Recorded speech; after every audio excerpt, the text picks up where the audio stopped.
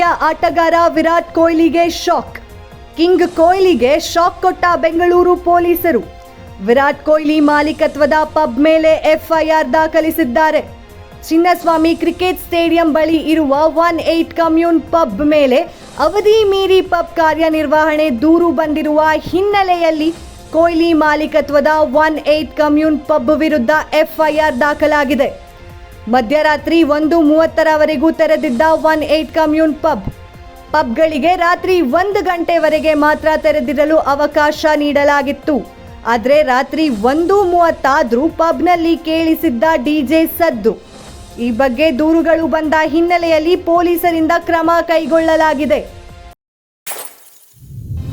Team India ಆಟಗಾರ Virat Kohli Chinnaswamy cricket stadium ಬಳಿ ಇರುವ 18 ಕಮ್ಯೂನ್ ಪಬ್ ಮಾಲೀಕರಾಗಿದ್ದಾರೆ.